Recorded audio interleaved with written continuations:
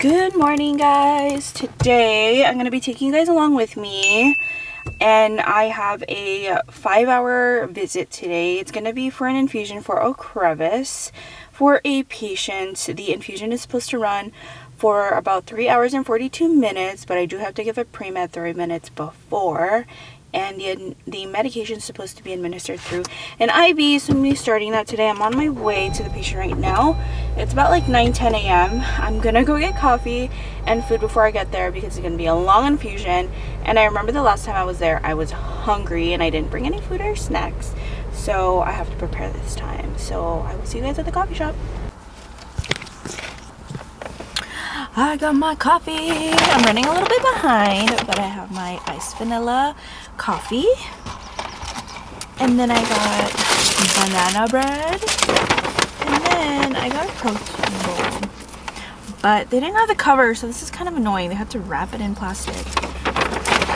Anyways, I'm on my way. I'm gonna head over there right now. So I'm gonna see that patient.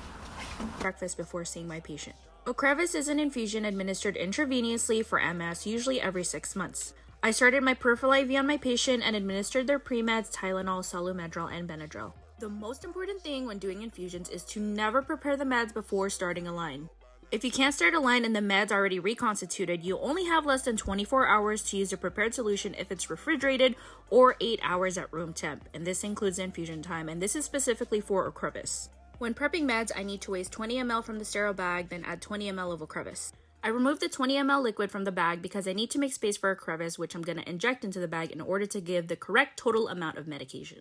Then I set up the Krillin pump, prime the tubing, and after 30 minutes of giving the pre-med, I start the infusion. While waiting for the infusion, I monitor my patient's vital signs, catch up on work, and once the infusion is done, I remove the peripheral IV and then head home.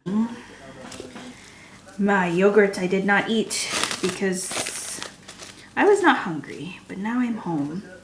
And I'm home with my husband. Whoa. He's also work from home now. Good morning, guys. I'm getting ready for work. So I'm going to take you guys along today with me. I have 2 patients. It's like 11:30. My patient, the first patient I'm going to see today is going to be for a Hoover needle change and a dressing change. The patient is on chemo, and I go to this patient's home to change their Hoover needle and dressing because they do hydration at home and they already know how to connect themselves to hydration, prime the tubing and everything. I've been seeing this patient for the last 6 months, I'd say. So, yeah, that's the patient I was seeing, getting ready. Then after that, my next patient is at 1 p.m. And then this patient is a Skyrizi infusion. I'm covering for a nurse because the nurse has been having difficulty starting an IV line on this patient. So the patient went to the house yesterday, tried to start an IV, couldn't start it, and it's their last infusion. So I'm going to be going today to help out that nurse. But I'm actually going to be by myself. The other nurse isn't going to be with me. And it's a lab draw and a Skyrizi infusion. Skyrizi is for, I believe, for any IBD diseases, autoimmune diseases, or Crohn's, ulcerative colitis, proctitis. So I'm going to be doing that. It's a lab draw and a 1-hour infusion. And I also give a pre-medication 30 minutes before the infusion. So I'm just getting ready. And then I'll take you guys along with me. Okay, I just saw my last patient of the day. What time is it? It's 3:06. So this patient was a very hard stick. Okay, this patient has a history of chronic Crohn's.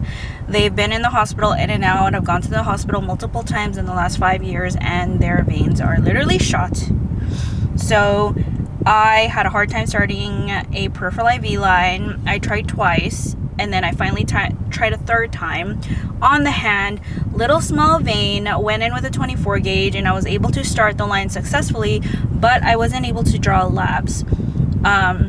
When I start peripheral IVs and there's a lab drawn, or there's supposed to be labs drawn as well, I usually draw labs when I start the peripheral IV and then I start the infusion, because I really honestly don't like using the butterfly needle, and we poke a patient less times if we're drawing blood and starting a peripheral IV, so it's just one poke usually, you know, if everything goes really well.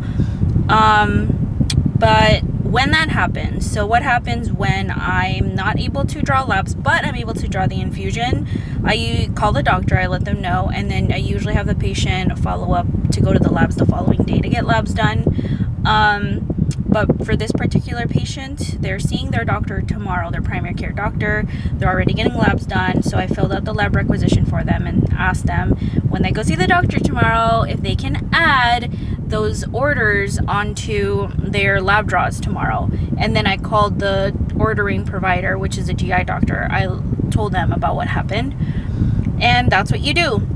See, the main priority for me was not focusing on getting the labs done, because that can be done. What needed to be done today was to get the infusion completed. So I focused on getting the infusion without messing up the peripheral IV line while trying to draw labs. That's what I didn't want to do.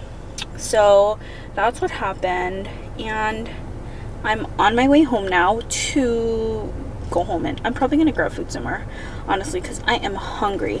So I'm gonna do that, then head home. I got Subway and chips for lunch and jamba juice. And what time is it? It's almost 4 p.m. So I'm gonna eat this and then finally catch up on all my charting.